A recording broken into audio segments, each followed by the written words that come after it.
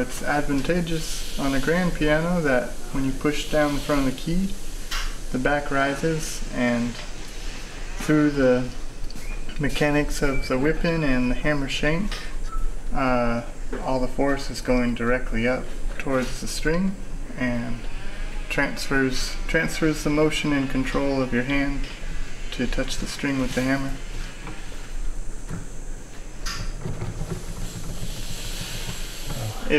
Even if, say, they weren't all playing perfectly, if they're all playing consistently, then the pianist knows exactly what to expect when they go to press at each key. This particular program on Jim's computer calculates scale and tension and a lot of different factors, and it helps us figure out whether we should keep with the same strings and sizes that are on here, or we should change them out for different sizes to make it sound better. So there's a lot of variables, and we try to get measurements on all the different factors that make up a string, including the winding length and the thickness of the winding and the thickness of the core, a lot of different things. So it's kind of a time-consuming process, but it really pays off in the end with the sound of the piano. That might be a major third.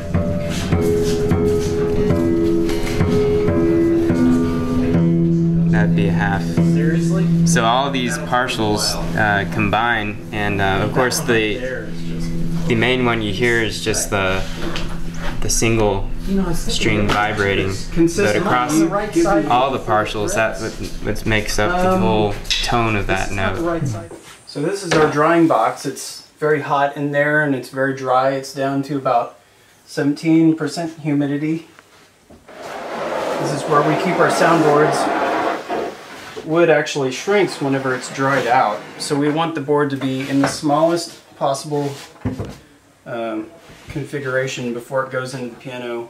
This is the finished bottom. The ribs have been shaped and coved, and there's been a finish applied, all except for the area that's going to be glued to the piano. That's this lighter colored area. The top is not finished. We will finish this side as soon as it goes in the piano. There's a lot more work to be done. Once it's glued in, then I will set the cast iron frame into the piano and set down bearing, which is a term used to describe how much pressure the strings will apply to the tops of the bridges. So the soundboard will be under compression via down bearing. It's a very specific setting. These perimeter bolts can change down bearing. The height of the bridge cap can change down bearing. I'm always trying to install it to where it's exactly like the original, so the caps are still high. I will probably finish it first so I don't have to mask off the caps, and then once the finish is looking about like the bottom was, then I'll go ahead and plane down the caps according to the down bearing. So the purpose of a soundboard is to amplify the sound coming from the strings. The strings will impart the sound into the bridge will transfer it into the soundboard. Notice the direction of the grain of the soundboard is running pretty much in line with the bridge. But if you look at the ribs, they are all 90 degrees to the grain of the soundboard.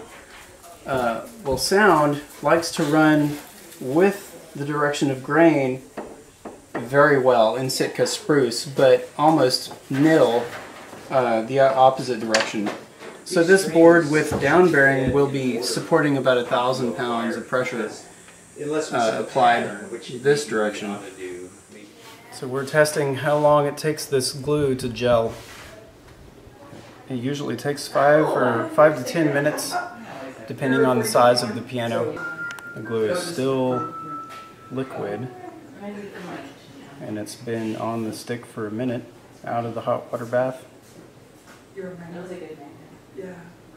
So the basic idea is we're going to have two different teams of people Each of them are going to have hot hide glue, and one team is going to be pouring along the inner rim of the glue joint, and another one or two people are going to be following with brushes to get it all smoothed out, make sure it's a nice even coat.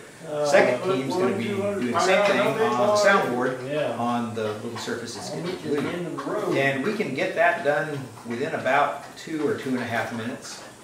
So anyway, our goal is to apply that glue in a nice, perfect way, but do it pretty quick. And then Mr. Watson's going to grab that soundboard after it's all in, and he's going to put it in the piano, and with any luck at all, it's going to be there for another 100 years before somebody else has to replace it. Then we have to put we have a little liner caul that protects the top of the soundboard and kind of distributes. Then we're going to put these little 2x4s. Now they got an arrow, which the arrow means up. An arrow could mean sideways or down. In this case, the arrow means up. In means towards the inside of the piano. Out means to the outside of the piano. And the reason for that is there's about a 1.5 degree angle that's on the bottom of this block, because these Steinways and most other pianos have a little small angle, which helps the soundboard know it's needing to maintain a positive ground. So that's how come we have it in and out, because we want to be sure this is clamped so that it's really forcing the soundboard really snugly off of that inner rim, which is machined to match that 1.5 degree angle. And we want to do it so that they don't fall over. The other thing we'll be doing is we have some small little bitty wooden cauls that we put on the bottom, because we don't want to put a bunch of clamp dents on the bottom of the rim. We've done so much work to make it nice, so we don't want to mess that up. So anyway, we got plenty of people to do this today, and I think it's going to be pretty smooth. That's pretty good. We've done concert grands, and what was our time on a concert grand? Maybe 10 minutes? Like 9? Really? Yeah. That's pretty good. See? Doesn't take long to replace a soundboard, does it?